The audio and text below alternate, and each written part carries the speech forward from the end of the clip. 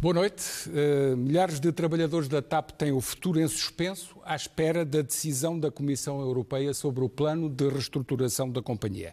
O plano foi entregue esta quinta-feira em Bruxelas e já se conhecem as grandes linhas. Despedimento entre 2.000 e 3.000 trabalhadores, cortes de até 25% na massa salarial dos que ficam, redução de 20% dos aviões e 30% das rotas, redução de aviões, como já dissemos, e para a TAP poder continuar a funcionar, o Estado tem de injetar entre 3,2 e 3,7 mil milhões de euros durante 4 anos. Mas este é apenas um plano de reestruturação, ou melhor, por assim dizer, é uma intenção do Governo que não quer que a TAP desapareça. Na verdade, não há certeza de que a Comissão Europeia aceite este plano, tal como ele está. Bruxelas pode ainda exigir mais cortes ou simplesmente pode dizer que não aceita e manda liquidar a companhia. Isto é uma hipótese que continua sobre a mesa. É importante percebê-la. Neste caso, seriam mais de 10 mil postos de trabalho, em Portugal e no estrangeiro, que estariam em causa, mais de 3,5 mil milhões de euros de faturação por ano que desaparecem do nosso PIB. Seria um forte rombo nas exportações nacionais, uma vez que a companhia é uma grande exportadora, chega a ser a principal exportadora, e nas compras que a TAP faz a mais de 1.500 empresas portuguesas. Também seriam afetados estes negócios. A própria reestruturação proposta pelo Governo está sob fogo dos sindicatos, como vimos, que não aceitam cortes tão profundos. Convidado deste especial informação, Pedro Nuno Santos, o Ministro das Infraestruturas. Obrigado pela sua disponibilidade. Obrigado, eu. Comigo, João Vieira Pereira. Vamos já para a conversa. Sr. Ministro, boa noite. Assumiu hoje, por acaso, nas páginas do Expresso, que é o pai da ideia de levar o plano de estruturação da TAP a votos no Parlamento, mas o Primeiro-Ministro disse também esta semana que essa ideia, disse praticamente que era um disparate essa ideia. Discutiu essa ideia com o Primeiro-Ministro ou agiu por conta própria? Não, as conversas que tenho com o Primeiro-Ministro não são matéria de pública. E, portanto, isso são as relações e as conversas que tem o Primeiro-Ministro, não serão, obviamente, por mim relatadas. Ficou surpreendido pelo Primeiro-Ministro dizer publicamente que essa ideia não fazia sentido? Eu não vou alimentar essa polémica. A única coisa que para mim é relevante nesta fase é, relativamente a esse tema, porque não gosto de fugir a ele, foi explicar porque é que eu achava que devia ter ido. Fiz isso. Tive já a oportunidade de ouvir também as declarações de José Gomes Ferreira sobre esta matéria. Nós temos, a leitura que se vai fazendo é reduzir políticos e analistas, todos nós, acabamos por resumir as ideias e as propostas que vão fazendo à tática política. E, portanto, nós todos temos uma visão taticista e até cínica da política. E não era uma tática política? Não, olhem para mim. Acham que eu sou dos políticos com falta de coragem no país? Olha, é uma das minhas características, é a falta de coragem. O Pedro pode não ter falta de coragem, mas pode ser acusado de ter uma atitude errática. Desculpe. Porque o senhor sabe perfeitamente... Deixe-me falar. Agora já estamos a começar o debate, José Gomes Ferreira. Não há aqui debate nenhum. Não há aqui debate. Faz uma pergunta, eu não posso responder. Escusa de pôr esta conversa nesse plano, não vale a pena ir por aí. Essa é uma técnica muito conhecida que não vamos seguir aqui. Não, mas era importante que eu pudesse responder, porque senão então nós tornamos isto uma coisa desagradável. Porque eu também não vou ficar calado a ouvir José Gomes Ferreira. Ficou conhecido como o homem que disse que ia pôr as pernas dos banqueiros alemães a tremer porque não pagava a dívida.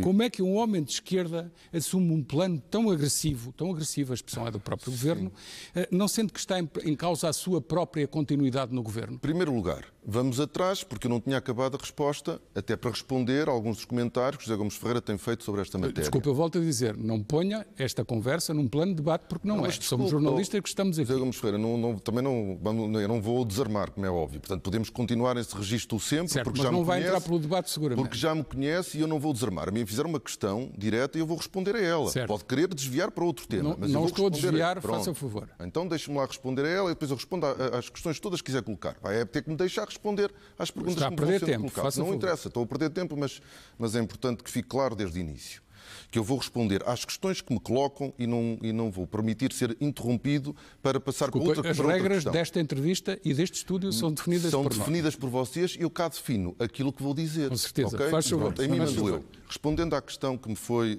colocada. Eu queria dizer que nós não podemos reduzir a avaliação e a análise política à tática. Eu não sou conhecido por ter falta de coragem e por necessitar do colinho de terceiros para tomar as minhas decisões. Tomo decisões, assumo-as e defendo-as. É assim que eu sou conhecido e o José Gomes Ferreira e João Vieira Pereira conhecem-me o suficiente para saber que eu não me escondo e não tenho problema nenhum em tomar decisões que sejam difíceis. Agora, aquilo que eu achei, e essa é uma questão que eu já agora também vos devolvo para a vossa reflexão e que todos nós devemos fazer. Nós já sabemos hoje que o Parlamento tem a capacidade e o poder de travar transferências, por exemplo, fizeram isso recentemente com o Novo Banco, não estamos livres de que possam fazer isso com a TAP. Uma intervenção desta dimensão exige um quadro de estabilidade e previsibilidade. E estamos a falar de uma intervenção que tem impacto sério em orçamentos futuros e, provavelmente, em governos futuros.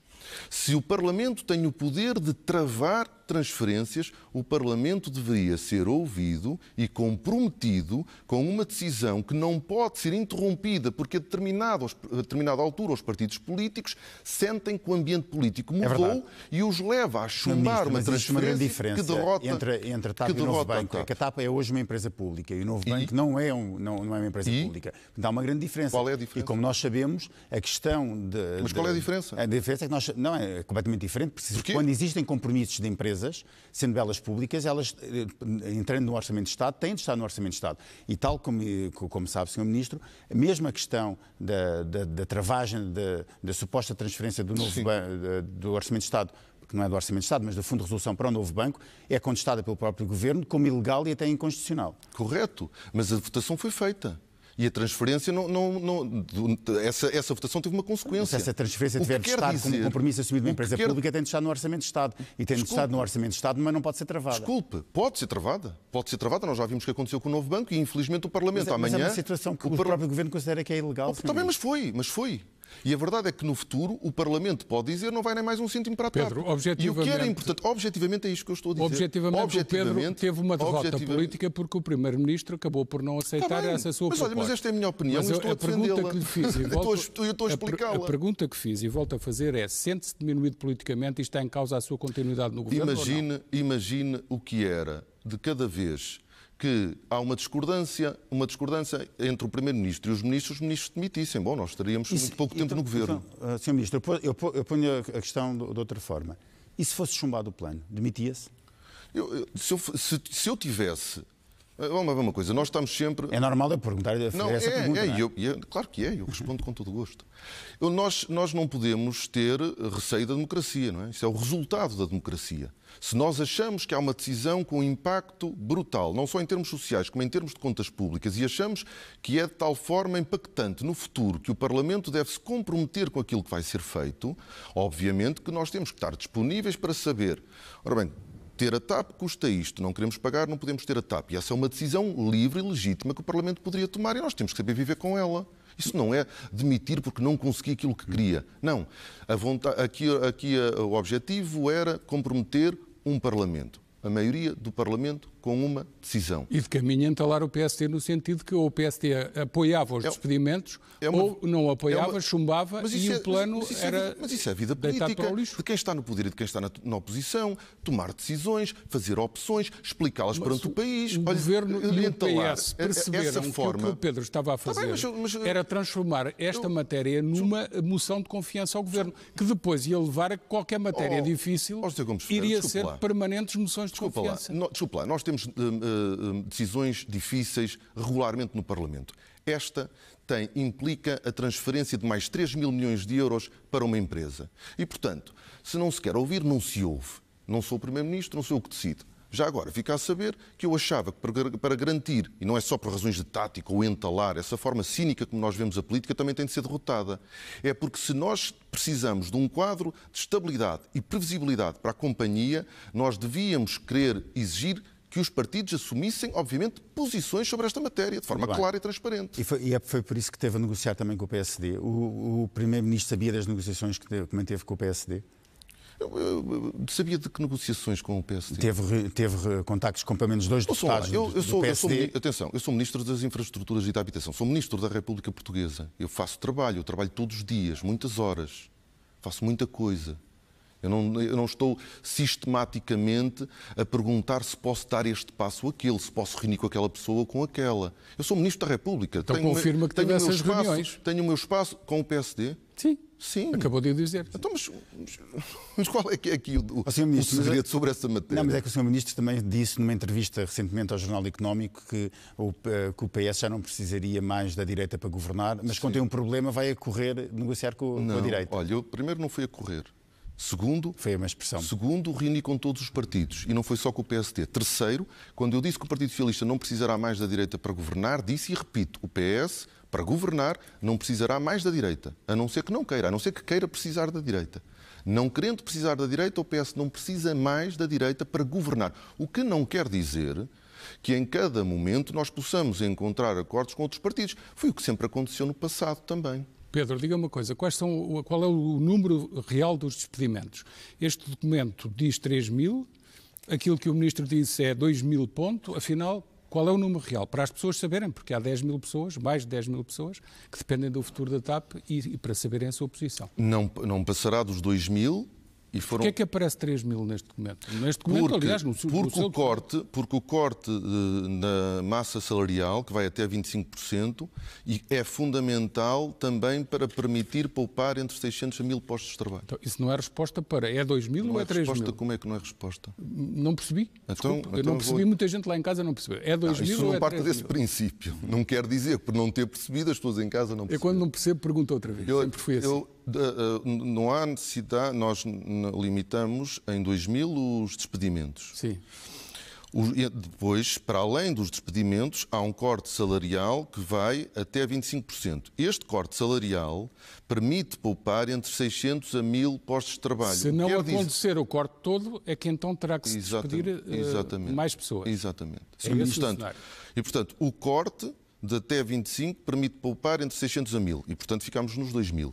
E depois há um conjunto de propostas que permitem baixar dos 2.000, dependendo da negociação que fizerem com os sindicatos. Numa altura em que ainda não estava a chegar dezembro, já estava a levantar... Faltava aí a questão de ser um ministro de esquerda e fazer um processo desse. Não quis responder na altura, mas pode responder agora. Exatamente. Numa altura em que ainda não tinha entrado o dezembro, já estava a levantar o layoff na TAP para poder despedir em janeiro. Pergunto-lhe, o que é que vai responder às famílias que vão ter um Natal em suspenso, absolutamente angustiadas, estas famílias de pilotos, de pessoal de cabina, de pessoal de terra, o que é que lhes diz, olhos nos olhos? José Gomes Ferreira, se há alguém que se tem batido a sério para salvar a TAP, sou eu. E sobre isso também acho que ninguém tem dúvidas. Na TAP também ninguém tem dúvidas. Infelizmente, nós vivemos uma crise pandémica e económica com consequências brutais em todos os portugueses. Nós temos, infelizmente, o desemprego a aumentar, temos muitos portugueses a perder emprego, temos muitos portugueses a perder salário. A situação é muito difícil para os trabalhadores da TAP e para todos os portugueses. E nós temos, neste momento, um problema sério na TAP, com uma quebra de negócio acima de 70%, uma empresa que só sobrevive por causa do auxílio público. Temos um plano de reestruturação para fazer, para salvar a companhia, e nós estamos a trabalhar com muito afinco todos os dias para conseguirmos ter uma empresa capaz de beneficiar da recuperação, aproveitar a recuperação e ser uma empresa saudável. O ministro de esquerda a despedir milhares de pessoas. Mas essa é uma questão importante, porque partir-se do princípio que um ministro, por ser de esquerda, compactua ou convive com uma empresa pública ineficiente a dar prejuízo, é uma leitura errada que um outro homem de esquerda nunca faria. Isto é, eu por acreditar que o Estado deve ter empresas públicas, eu defendo que as empresas públicas tenham saúde financeira, sejam viáveis, sejam sustentáveis. Mas defende isso não só para as empresas públicas, mas para todas as empresas. Sim, está bem, mas as empresas públicas dependem de nós, ok? Mas muitas vezes também vemos homens de esquerda a criticar os empresários por terem de fazer despedimentos. Se calhar agora é mais fácil. Mas quer dizer, eu não está a falar para mim de certeza sobre essa matéria. Muito bem, mas vou só recuar um bocadinho em junho, porque em junho dizia que não era obrigatório existirem despedimentos na TAP, mas agora vão haver 2.000. O que é que mudou desde junho para agora? Bom, mudou muito, porque a situação pandémica agravou-se de forma muito significativa. Hoje, Nós dificilmente conseguiremos fazer o plano de reestruturação sem despedimentos. Os 2.000 não são inevitáveis, obviamente, mas a situação agravou-se profundamente, como aliás mas em se verifica... já sabia que a situação pandémica era grande, quer dizer, o país já tinha estado confinado, a Europa já tinha estado confinada também. Não. Entretanto, as previsões da IATA foram revistas em baixa. E, portanto, isso teve consequências na TAP. Já sabia que havia uma segunda vaga, uma possível terceira vaga? Não. Sim, eu sei que muita gente já sabia de tudo. Não. Outros não. E no setor... O próprio Primeiro-Ministro disse várias vezes. No setor da aviação, todas as companhias aéreas estão, neste momento, muitas delas, a necessitar de segundas vagas de intervenção, que não tinham sido antecipadas. E, portanto, nós partimos para um processo em que achávamos que um conjunto de outras medidas pudessem baixar a estrutura de custos laborais que evitassem o despedimento. Hoje sabemos que não é possível. Porquê é que diz que os salários são acima da média europeia na TAP? Eu não disse que eram acima da média europeia. Então o que é que disse? Disse que eram acima de algumas das principais concorrentes da TAP, como por exemplo a Ibéria. Média europeia das outras companhias, obviamente. Não, mas não de todas. Isso é semântica. Não é semântica. Desculpa, muito concretamente, não é semântica. Um sindicato que diz, atenção, não é verdade que o nosso salário base seja acima da média europeia. E isto pode ser aplicado a todas as categorias profissionais ou quase todas. Porquê é que diz, por exemplo, que os pilotos ganham muito acima da média europeia dessas companhias que referi? Eu vou repetir. Eu não disse que estavam acima da média europeia. Disse que estavam acima de concorrentes diretos da TAP, como por exemplo a Ibéria. Acontece também o mesmo com a Air Europa. E da Ibéria, nós temos oficial piloto 1 ano. Na TAP há 320. Os salários na TAP são entre 15% a 85% superior aos da Ibéria e Air Europa. Oficial piloto 10 anos na TAP há 330, são superiores entre 20% a 35%. Qual é o valor absoluto? Já agora diga, para as pessoas saberem, lá em casa. O valor absoluto de quê? Dos salários? Os salários dos pilotos. Salário fixo e variável bruto anual? Sim. 84.000 euros, oficial piloto 1 ano. 150 cerca de 7.000 euros por mês. 150.000 euros, oficial piloto 10 anos na TAP há 330. 12.000 euros por mês. Comandante 10 anos na TAP há 320, 185.000. Dá 16.000. Comandante 20 anos na TAP há 330, 241.000. 241, 24, dá para aí 18 a 20. 18, Comandante 30 anos na TAP há 330, 260.000 euros. 260, 26, 20.000 euros por mês. Salário fixo e variável bruto anual. Isto é demasiado, é isso que está a dizer? Não sei, o que é que acha? Eu não tenho que achar. Pronto. É demasiado. Nós neste momento, não temos um custo unitário superior a de concorrentes diretos, como é o caso da Ibéria, e isso torna a capacidade concorrencial da TAP muito difícil. Mesmo que nós tivéssemos muito dinheiro público dos portugueses para injetar na companhia e segurar o nível de emprego e segurar o nível salarial, quando a crise passasse, nós voltávamos ao mesmo e a TAP não iria conseguir sobreviver. E, portanto, a TAP precisa de fazer um ajustamento. A responsabilidade, eu disse, não é culpar os trabalhadores, não é culpar os pilotos. Nós temos consciência, eu tenho perfeita consciência de que um plano de reestruturação é agressivo e é agressivo, em primeiro lugar, para os trabalhadores da TAP. Não haverá cortes abaixo de 900 euros. Mas se nós não formos capazes de fazer uma reestruturação séria na estrutura de custos laborais, a TAP não tem qualquer hipótese de sobreviver nem de ser competitiva. E aí não haverá cortes abaixo de 900 euros? E aí não haverá emprego para ninguém na TAP, porque não haverá TAP. Não haverá cortes abaixo de 900 euros? Não. Mas haverá despedimentos em categorias que ganham menos de 900 euros ou não? Haverá saídas em todas as categorias. Mesmo dos que ganham menos? Haverá saídas em todas as categorias. Percebi, mas quis sublinhar para os espectadores perceberem, porque há muita gente, trabalhadores, que nos estão a questão aqui não é apenas salarial, a questão aqui é também face às necessidades que a companhia vai ter nos próximos anos. O que é que responde aos sindicatos quando dizem que os indicadores melhoraram muito com a perspectiva da vacina e, portanto, aquele conjunto de indicadores base que serviu para fazer esse plano está desatualizado? Não está. A única coisa que eu posso dizer é que nós usamos as últimas previsões da IATA. Não são as anteriores, são as últimas e, portanto, não está desatualizado. Não posso dizer muito mais que isto. Sr. Ministro, eu estou a ouvi-lo e estou Eu parece que estou a ouvir Pedro Passos Coelho quando estava a negociar com a Troika, porque os argumentos são sempre os mesmos. Temos de fazer isto para salvar o país, agora o Sr. Ministro diz que temos de fazer isto para salvar a TAP. Porque o João Vieira Pereira estudou na mesma escola que eu e, portanto, sabe de economia e sabe bem a diferença entre aquilo que é a economia de um país e a economia de uma empresa. O que nós fazemos numa empresa é fundamental ela conseguir se ajustar à situação económica. Eu sei que nós temos visões diferentes da economia. É preciso que os lá em cima que não sabem... Não estamos aqui a discutir... Os João e Pedro sabem que não podemos voltar às opiniões dos jornalistas. Mas é importante saber-se que nós temos visões diferentes da economia, por isso é que fazemos esta análise de forma diferente. É que quando numa economia de forma agregada, num país, se corta da forma como o governo liderado por Pedro Passos Coelho fez, nós estamos a agravar a situação económica das empresas até do ponto de vista individual. Aquilo que depois se faz numa empresa, isoladamente, é uma coisa diferente.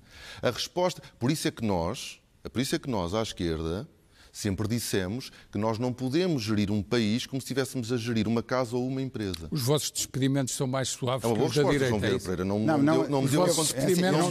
me deu a contra-resposta. Os vossos despedimentos são mais suaves que os da direita. São mais suaves os vossos despedimentos são mais suaves. Então o José Gomes Ferreira não percebeu. Eu posso explicar outra vez. Eu percebi. Não se pode responder a uma economia como um todo como se responde a uma empresa. Não se pode tratar a governação do país como se trata a de uma empresa. São coisas diferentes. Os argumentos são os mesmos. Os argumentos usados levávamos a muitos pontos. Sim, há um plano para salvar o país da bancarrota onde estava. E aqui há um plano que vocês têm para salvar a TAP da bancarrota onde está. Os argumentos podem ser os mesmos. O que eu estou a dizer é que os argumentos que nós usamos para uma empresa não são válidos quando são usados para fazer o mesmo que se faz numa empresa num país como um todo. Pergunta muito importante. Claro que discordamos. Isso eu já sabia antes até da nossa entrevista. Que tem que ser feita nesta altura, que é esta é uma reestruturação muito agressiva e eu agora acrescento, é uma intenção de reestruturação. O que quer dizer com isto é que pode não ser aceito por Bruxelas. Está consciente que Bruxelas pode exigir ainda mais cortes na TAP? Estou consciente.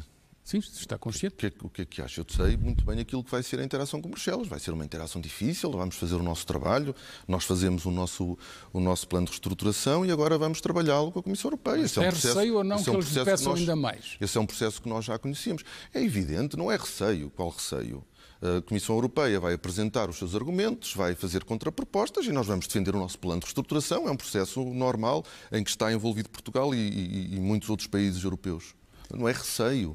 Nós estamos à espera que a Comissão Europeia seja dura na interação connosco. Bom, mas isso é... Mas há um limite a partir do qual a companhia já não é viável. Imagino que pedem para sair mais de metade dos trabalhadores e que pedem para cortar 50% dos salários. Sim, eu não vou imaginar nada. Nós temos um plano de reestruturação e agora vamos trabalhá-lo com a Comissão Europeia. Vamos ouvir os seus argumentos, vamos apresentar os nossos e vamos defender aquela que é a nossa... Quando é que é decidido este plano? Horizonte temporal? Não há um prazo, mas nós esperamos que em fevereiro, inícios de fevereiro, nós consigamos ter já uma resposta definitiva da Comissão Europeia. Mas, entretanto, os despedimentos vão começar já em janeiro.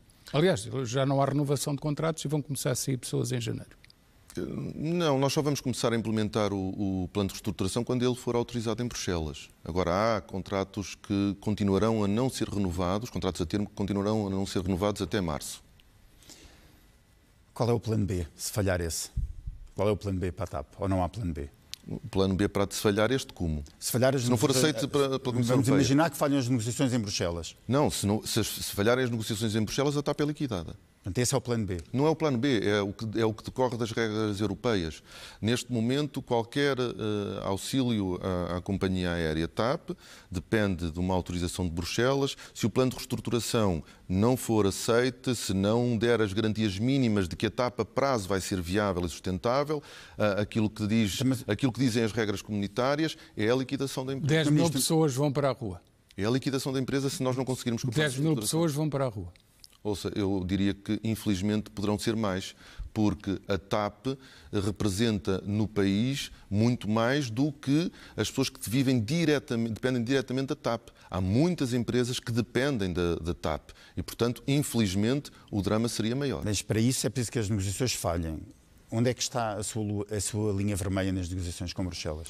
A capacidade de nós podermos ter um hub a funcionar de forma eficiente. O que é crítico para nós é qualquer processo de reestruturação não faça perigar a otimização do nosso hub em Lisboa, que é o negócio que verdadeiramente dá dinheiro e é rentável. Vamos só tentar explicar o hub é basicamente um distribuidor de passageiros entre várias partes do mundo e, por exemplo, a Europa. Portanto, entre a América do Norte, a América do Sul e o resto da Europa, portanto, com passagem por Portugal. Como é que se consegue fazer um hub? E o senhor é também Ministro das Infraestruturas, com a solução Portela mais Montijo. Esse é o hub ideal? É assim que se consegue manter? Ou a solução de construir uma espécie de parque provisório no Montijo para aviões vai ter de ser repensada? Bom, esse plano da expansão da capacidade aeroportuária de Lisboa estava pensado para uma TAP em crescimento. Quer dizer, desse ponto de vista, isso estava acautelado. Montijo seria apenas uma pista, uma base, um aeroporto para as low cost, libertando voos hoje low cost no Humberto Delgado e, portanto, permitia que o hub, do ponto de vista de voos de longo e médio curso, pudesse aumentar a sua capacidade. Nesse aspecto não vai ser repensado muito. Esse processo não está ainda fechado. Porquê que a TAP é a única companhia nesta conjuntura europeia, difícil, obviamente, ninguém tem culpa da pandemia, mas porquê que é a única que não é ajudada ao abrigo das regras de Covid-19? Agradeço, porque essa também é uma questão importante sobre a qual se tem elaborado muito em erro. É que tem uma subpergunta, é que há quem diga que o senhor foi mal preparado para Bruxelas para apresentar este plano e não entrou pela outra porta porque não ia bem preparado. Pronto, eu não, porque não fui eu que tive que fazer essa negociação. Não, nem a minha equipa, porque a responsabilidade dessas negociações não são do Ministério das Infraestruturas e da Habitação. Certamente. De qualquer forma, mas vocês é que os informam e levam quem? O Ministério das Finanças? Somos nós que informamos? Não, vocês é que lhes dão os elementos para a empresa ser reestruturada. As finanças não sabem de aviões. O Ministério das Finanças é altamente competente nessas negociações. Mas é um processo que não tem muito que saber, não tem muita ciência. Eu vou-lhe explicar porquê. A TAP só podiam ser intervencionadas ao abrigo do quadro temporário Covid companhias que não tivessem já em dificuldades no ano 2019. O que define ou permite definir uma empresa como estando em dificuldades já em 2019 são critérios objetivos. Não é do âmbito do debate, da discussão ou da negociação. São critérios objetivos. E a TAP cumpria dois critérios objetivos previstos na legislação comunitária. Não é também... E a TAP preenchia dois. Os capitais próprios, que eram negativos, em cerca de 600 milhões de euros, no final de 2019, e 300 milhões de euros de dívida. Tecnicamente falida, é o que se costuma dizer. Exatamente. E 300 milhões de euros de dívida com atrasos de pagamento a mais de 90 dias, que permitia aos credores da TAP, a qualquer momento, pedirem a insolvência da companhia. Estes dois critérios classificaram a TAP como sendo uma empresa em dificuldades em 2019.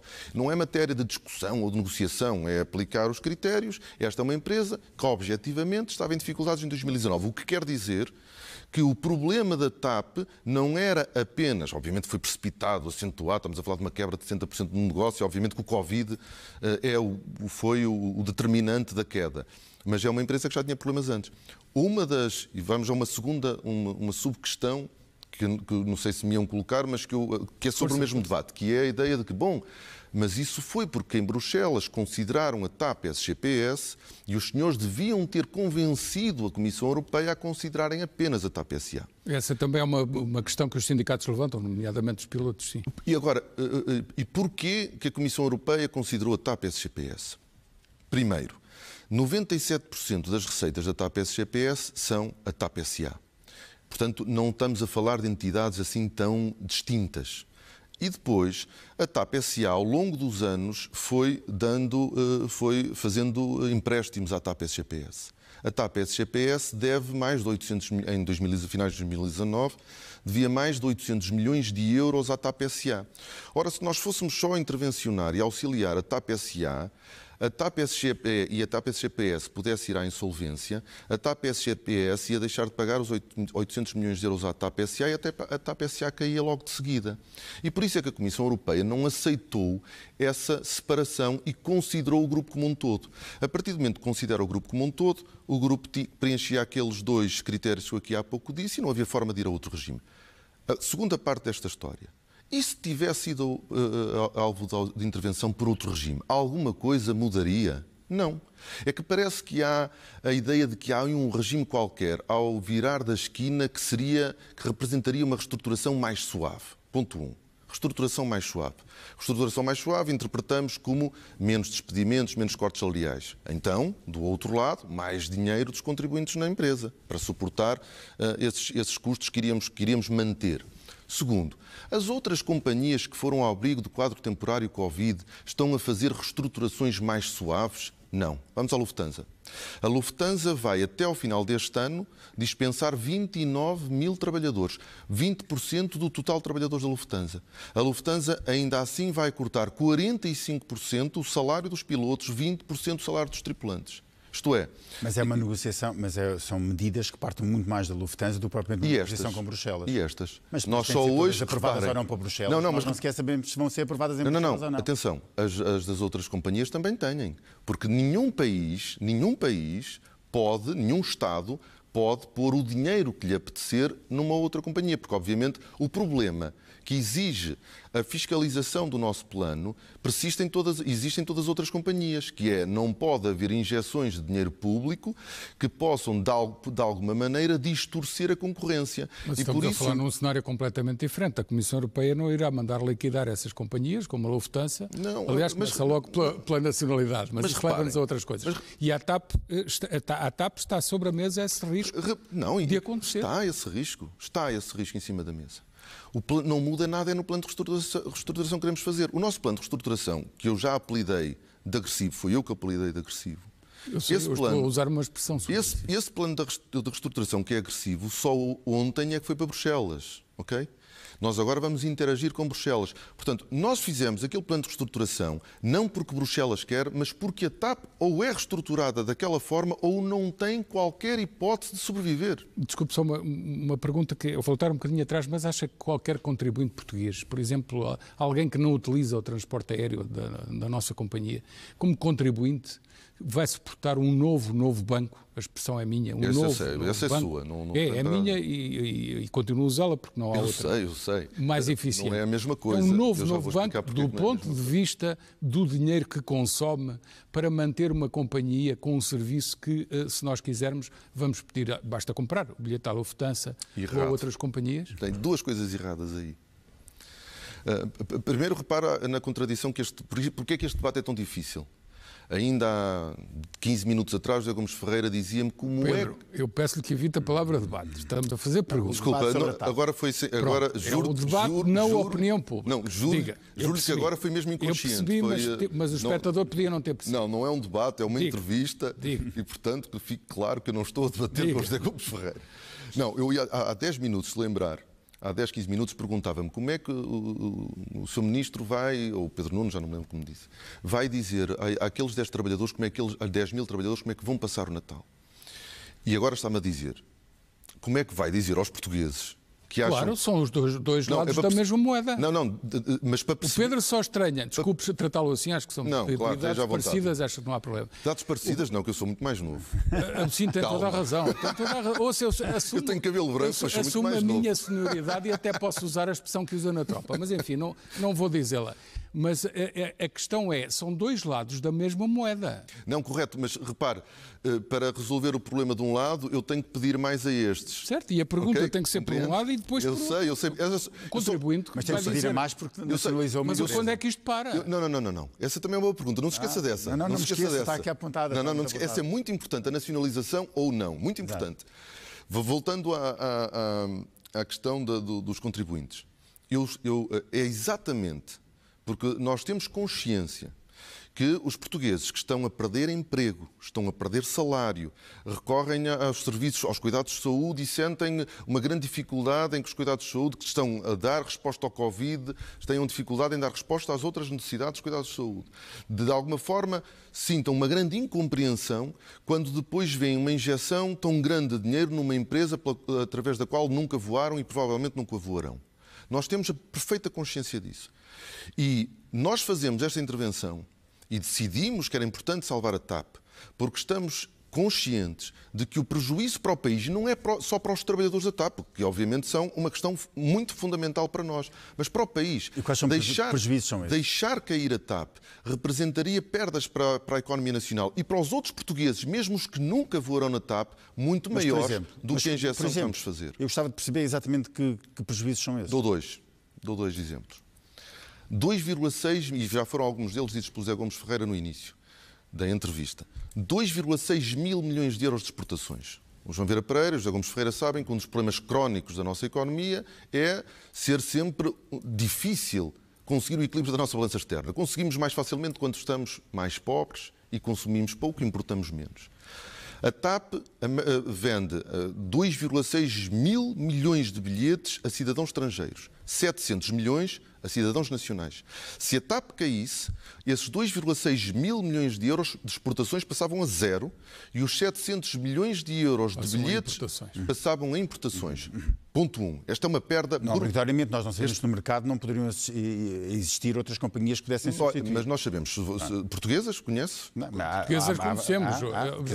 Possam substituir... Isso ia levar-nos a outro ponto mais à frente da nossa conversa. Sobre a SATA, é que o Governo só está a olhar para a TAP e a SATA está falidíssima. Podemos falar sobre isso, não é responsabilidade do Governo da República, mas podemos falar sobre podiam isso. ter combinado. Mas esperem. Sim, vamos ser realistas, ok? Não há nenhuma empresa em Portugal portuguesa consiga substituir a TAP. Não há. Portanto, vamos ser realistas. Perdíamos 2,6 mil milhões de euros de exportações e passávamos a ter 700 milhões de euros de importações. Só vou dizer mais um, não, mais dois. O outro é... Atenção ao tempo. Sim, mas é muito importante percebermos porque é que se decide intervencionar uma empresa destas e se mete dinheiro nela. A TAP compra 1.300 milhões de euros, 1.300 milhões de euros por ano a mais de 1.000 empresas nacionais. Essa é a parte mais mas isso não quer dizer que não pudesse continuar argumentável a comprar, João, as outras companhias, as empresas continuam a operar, o mercado continua a existir, os passageiros continuam a viajar. Vivemos em que mundo? Não, isso é que eu pergunto, às vezes pergunto mesmo. Não, eu também, porque normalmente os jornalistas questionam-se sobre se os políticos estão a pensar bem. E nós também temos de nos questionar de quem se questiona sobre nós. Nós já temos, as companhias aéreas estrangeiras já existem, têm os seus fornecedores. O fim da TAP, não estou a dizer que algumas destas empresas não possam trabalhar para companhias aéreas estrangeiras, mas obviamente... O saldo era negativo. O saldo destes 1.300 milhões de euros gastos com empresas nacionais, a probabilidade destas empresas deixarem de ver a maioria esmagadora destes 1.300 milhões era brutal. Porque, obviamente, as outras companhias já têm os seus fornecedores. Sr. Ministro, uma pergunta que tem a ver... O terceiro é o setor do turismo, que cresceu em Portugal nos últimos anos, assistido pelo crescimento da TAP. Nós sabemos muito bem que a maior parte dos turistas que chegam a Portugal não vêm transportados pela TAP. Não que? Vêm pelos low cost, principalmente. Não que? Sim. Não que? Não, senhor Ministro. Agora está-me a falar apenas do mercado de Lisboa e Porto. O mercado de Lisboa e Porto, metade do aeroporto... 3% cerca de metade do aeroporto de Lisboa é a TAP. Mas 3% dos turistas que chegam ao Algarve são transportados pela TAP. Não, 3%. A TAP, por exemplo, a TAP foi o instrumento mais importante da... Bem, convidem a Confederação de Turismo de Portugal, que poderá falar melhor do que eu sobre o tema. Sr. Ministro, a importância da TAP no crescimento do turismo em Portugal foi determinante, central, sem paralelo, inquestionável. Para um outro tema, vocês são acionistas, nós somos acionistas, o Governo é que é o titular dessa participação e como Poder Executivo, e o que acontece é que disse, e bem, que a SGPS, portanto a holding, tem dívidas enormes. Grande parte dessa dívida, que foi financiada pela própria operação de transporte aéreo, é o descalabro enorme com a compra de uma antiga Vara Manutenção e Engenharia no Brasil, certo. Agora Manutenção e Engenharia, ME. Então, mas as pessoas que vão perder o emprego e o dinheiro que os contribuintes estão a pôr na TAP é para pagar aqueles, e a palavra é minha e vou dizê-la com toda a clareza, crimes, porque está em investigação, ou suspeitas de crimes, que foram cometidos com aqueles negócios absolutamente ruinosos. E vocês põem-lhe um carimbo em cima, dizendo, fica aqui dinheiro para resolver isso? Fica aqui dinheiro para resolver isso. Pergunto eu. Nós estamos o dinheiro é para a TAP SA E para a Portugal, pagar as dívidas. para a TAP SA e para Portugal, não é para pagar as dívidas, é para financiar o processo de reestruturação em que as duas companhias estão. Onde está a dívida? No plano, sim, mas essa já está, José Gomes Ferreira. Tá bem, mas a mochila, infelizmente, está lá. Mas também foram responsáveis porque assumiram a maioria do capital. Mas o que é que... Podiam ter vendido saneado, liquidado. Vendido o quê? Vendido a dívida de 600 milhões de euros. Vendida a parte ruinosa do Brasil, que continua a dar mais prejuízo. No plano de reestruturação... Sabe o que eu quero dizer? Não, hoje em dia... Vai vender o Brasil. Continuaram a dar prejuízo. Hoje em dia, a operação no Brasil está relativamente equilibrada, não é um problema, neste momento não é um problema, infelizmente o problema já lá está todo, mas no quadro da reestruturação nós queremos nos ver livre da EMEA Brasil. Vender? E as outras participações? Esperemos conseguir vender. Sr. Ministro, e as outras participações que tem, por exemplo, na Ground Force ou na Catering Port? Essa decisão não está tomada. A Ground Force é uma empresa muito importante no negócio da TAP. E por isso, do ponto de vista financeiro, a venda dessas participações não era relevante, do ponto de vista do que estamos a falar, do ponto de vista material, mas são negócios importantes para a TAP e, portanto, não está neste momento em cima da mesa a venda de participação dessas empresas. No que diz respeito à EMEA Brasil, nós temos excesso de capacidade do ponto de vista da manutenção, queremos focar a manutenção dos nossos equipamentos, das nossas aeronaves, nas nossas oficinas em Portugal. E, portanto, resolver esse problema. A questão da nacionalização, não se esqueça, porque eu gostava de falar sobre ela. Não, força.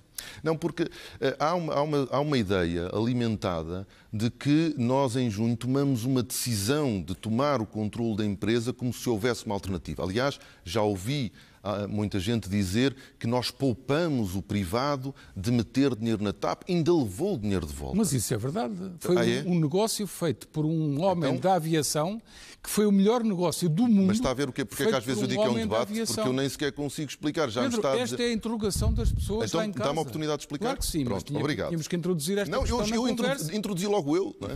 55 dizer, milhões quem diga, por um capital que vale zero. Mas quer-me ouvir? Quero. Pronto, obrigado. E é muito importante nós conseguirmos deixar algumas coisas que não merecem muita discussão para trás para podermos discutir aquilo que importa. Em primeiro lugar, quando nós decidimos fazer a intervenção na TAP, a questão não era saber se fazíamos nós ou se fazia David Neeleman. A questão era saber se fazia o Estado ou se a TAP falia. Porque o privado, primeiro, não tinha dinheiro nem disponibilidade para meter um único cêntimo na TAP. Quando dizem assim, o Sr. Ministro, por bravata ideológica, quis tomar o controle da TAP. Não. O que o Governo quis, e eu como Ministro das Infraestruturas, foi salvar a TAP. O privado não tinha nem um euro para lá meter. Ponto final.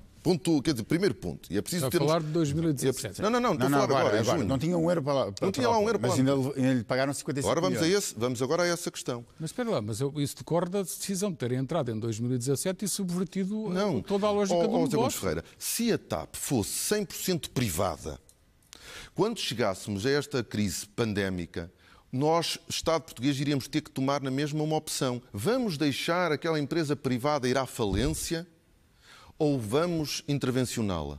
A nossa opção, enquanto Governo Socialista, seria vamos intervencioná-la porque é demasiado importante para a economia nacional e para todos os portugueses, mesmo os que não vão. A nacionalização aconteceria na mesma, embora diferida no tempo. Mas exatamente, numa condição pior. Isto é, nós fazíamos, como nos tinham dito, façam uma garantia em empréstimo e os privados continuariam lá, até ao momento em que apresentariam eles o plano de reestruturação em Bruxelas. Bruxelas exigiria que parte da dívida garantida pelo Estado fosse convertida em capital e nós, em fevereiro, passaríamos a ser os donos da empresa. Qual era a diferença? O plano de reestruturação teria sido feito por uma equipa que já sabia que pós a autorização de Bruxelas não iria continuar na empresa. E, portanto, imaginemos que o plano de reestruturação seria esse. Segunda questão, que tem a ver com ele levou dinheiro. Deve ter sido o único na área da aviação mundial que levou dinheiro. Eu fico espantado por partirem do princípio que nós não sabemos bem o que estamos a fazer e que toda a gente sabe, menos os que têm responsabilidades. David Neeleman, a Atlantic Gateway, tinha prestações acessórias na TAP de 224 milhões de euros e que poderiam ser resgatadas ou pedidas no momento em que a empresa passasse a ser pública. Isto é, em que o Estado, no momento em que o Estado passasse a ser sócio maioritário da companhia, a Atlantic Gateway podia pedir os 224 milhões de euros.